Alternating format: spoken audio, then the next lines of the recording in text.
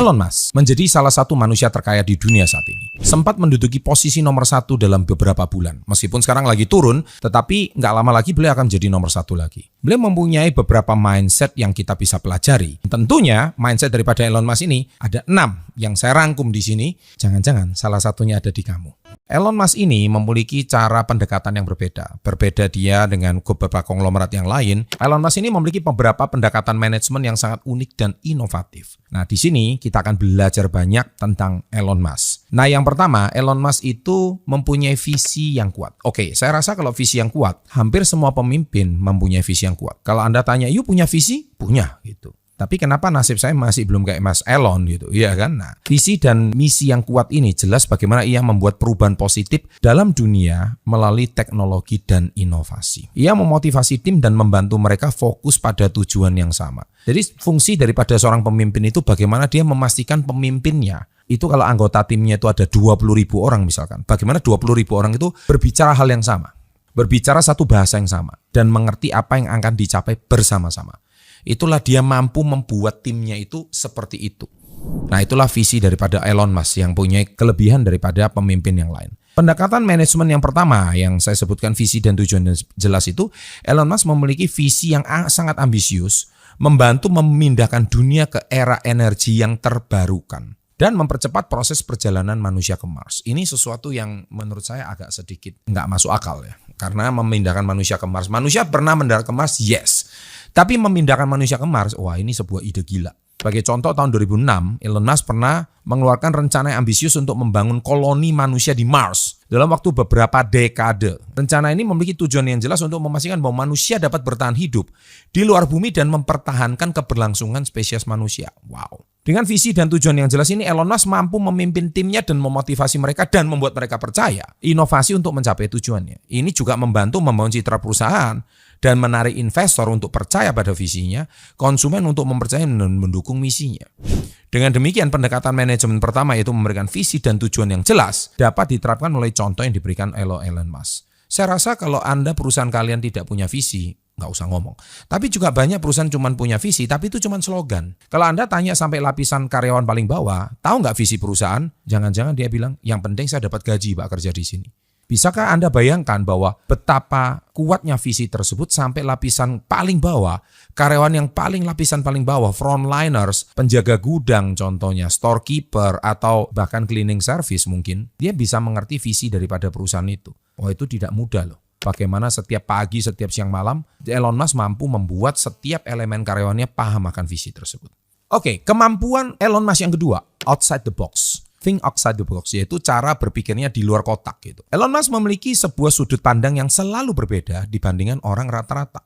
Ya, kalau Anda rata-rata, ya hidup Anda rata-rata. Orang jualan kecap, ya Anda ikut jual kecap. Orang jualan kue, Anda ikut jualan kue. Tapi dia memiliki cara berpikir yang sangat berbeda dibanding orang lain. Elon Musk memiliki kemampuan untuk berpikir dan memberikan solusi yang inovatif dan tidak biasa untuk masalah yang dihadapi oleh perusahaannya. Sebagai contoh, ketika Tesla memulai mobil listrik, saat itu banyak perusahaan meragukan kemampuan mobil listrik untuk memenuhi kebutuhan konsumen. Namun Elon Musk berpikir di luar kotak dan memastikan bahwa mobil listrik bukan hanya lebih lama lingkungan, tapi juga lebih mudah digunakan dan lebih baik daripada mobil berbahan bakar bensin. Buktinya sekarang dengan teknologi self-driving, saya juga pernah naik Tesla, dia bisa autopilot nyetir sendiri. Tesla saat ini masih memiliki teknologi itu the best sampai detik ini. Pesaingnya belum bisa menyainginya sampai sekarang. Itulah salah satu bentuk outside the box-nya Elon Musk. Yang ketiga, Elon Musk mempunyai kemampuan untuk beradaptasi. Kita tahu bahwa orang sukses itu pasti punya kemampuan untuk beradaptasi. Pasti. Jadi Anda nggak bisa masuk ke dalam status quo atau zona nyaman. Anda nggak bisa cuman hidup dalam hal-hal yang sifatnya itu cuman mengikuti gerakan orang rata-rata. Anda harus bisa melakukan suatu terobosan-terobosan yang mana nggak semua orang bisa lakukan. Dan kemampuan adaptasi ini memang terbukti. Jadi Elon Musk itu sangat cepat dan tanggap terhadap perubahan situasi dan penyelesaian strategi bisnis sesuai dengan kondisi pasar yang selalu berubah. Kemampuan adaptasi ini, Elon Musk memiliki kemampuan berpikir yang sangat baik. Berikut beberapa contoh dan keterampilan beliau untuk beradaptasi. Yang pertama adalah SpaceX. Elon Musk memulai SpaceX dengan tujuan mengirimkan manusia ke Mars. Namun ketika usaha ini mengalami beberapa kesulitan, ia tidak menyerah tapi justru beradaptasi dan dengan situasi dan mulai menyediakan layanan peluncuran roket untuk klien NASA dan perusahaan yang lain. Keren kan? Jadi nggak mudah memindahkan manusia ke Mars, tapi dia peluncuran roket. Itu menunjukkan bahwa tidak serta-merta langsung menyerah dengan apa yang sudah dia kerjakan, tapi beliau memiliki sebuah kemampuan untuk apa yang sudah dia bangun tidak serta-merta sia-sia, tapi dia cepat beradaptasi. Jadi ketika Anda hari ini usaha es campur Anda gagal contohnya, esnya bisa diapain kek, bahan bakunya bisa diapain kek, bikin puding kek atau bikin apa. Intinya cepat beradaptasi. Yang kedua, Tesla. Nah, jadi Tesla itu awalnya didedikasikan untuk memproduksi mobil listrik yang ramah lingkungan. Namun dalam perjalanannya, di saat tren pasar dan permintaan konsumen, Elon Musk justru memutuskan mengembangkan produk baru seperti baterai rumah tangga, sistem penyimpanan energi. Keren kan? Jadi nggak cuma semata-mata mobil. Itu yang keren. Dan yang ketiga, waktu pandemi COVID kemarin, Elon Musk memutuskan untuk beradaptasi dan membantu penyelesaian pandemi. Salah satu caranya adalah mengubah fasilitas produksi Tesla, salah satu pabriknya, digunakan menjadi pabrik ventilator untuk menurun orang yang mempunyai kesulitan dalam bernafas ketika dia menghadapi COVID. Jadi dari demikian, kemampuan beradaptasi itulah sebuah kelebihan yang dimiliki oleh Elon Musk, cara berpikir yang sangat cepat. Sehingga dia punya kemampuan untuk melakukan perbedaan antara orang yang sukses dan orang yang gagal. Yang keempat, yaitu dia mampu memimpin tim dan memotivasi tim secara berirama dan seragam. Elon Musk memiliki kemampuan untuk memimpin tim dengan baik dan memotivasi mereka untuk bekerja keras dan berpikir kreatif. Kemampuan memimpin Elon Musk ini sangat baik. Elon Musk memikirkan sebuah teknologi untuk mencapai luar angkasa dan membuat bumi lebih baik. Kita tahu itu nggak mudah ya.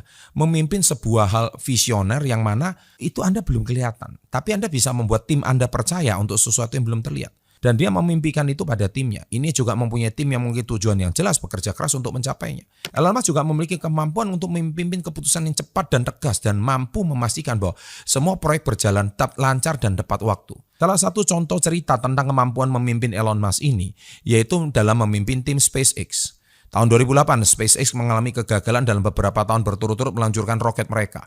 Namun Elon Musk tetap bertekad dan terus memimpin timnya untuk mencapai misinya, membuat transportasi di ruang angkasa yang lebih mudah dan terjangkau. Keren kan? Awalnya cuman karena gagal, tidak mudah, tapi dia betul-betul mampu beradaptasi lagi dan membuat timnya itu percaya. Dan akhirnya di tahun 2012, SpaceX berhasil meluncurkan roket Falcon 9, membuat sejarah dan menjadi perusahaan swasta pertama yang berhasil mendaratkan sebuah roket di atas kapal pendarat.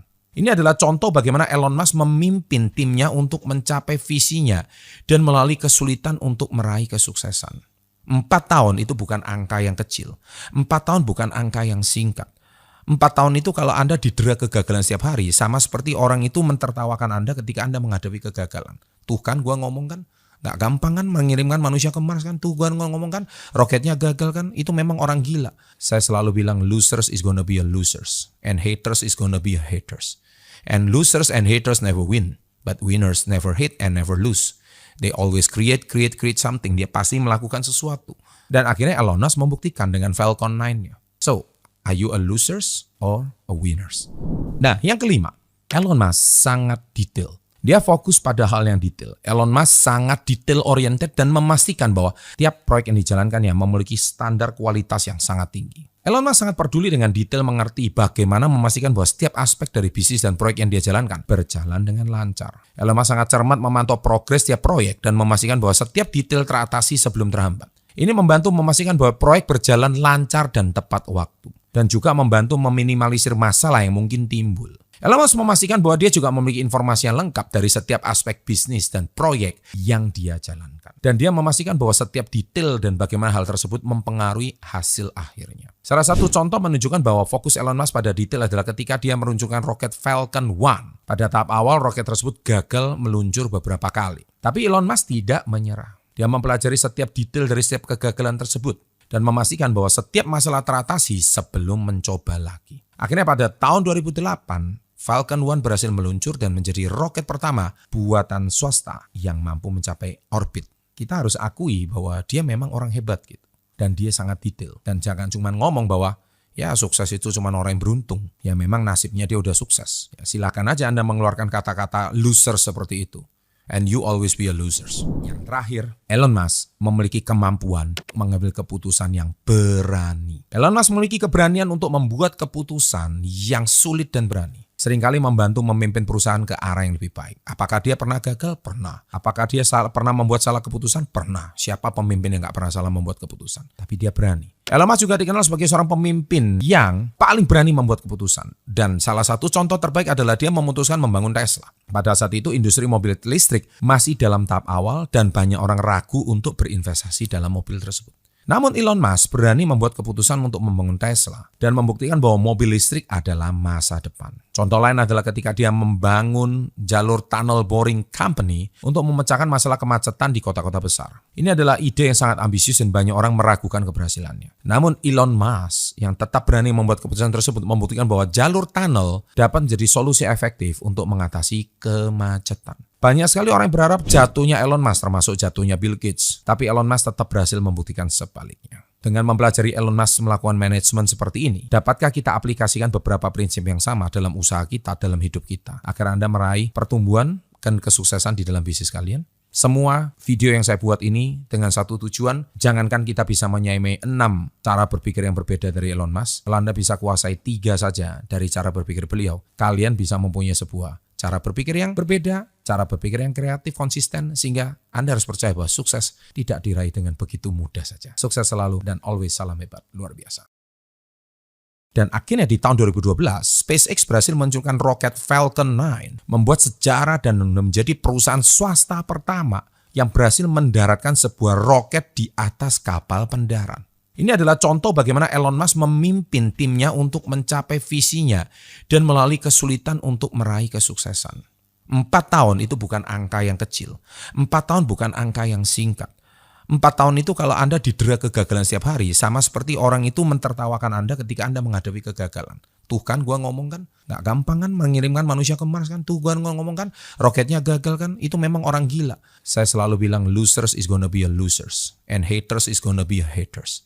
And losers and haters never win. But winners never hate and never lose.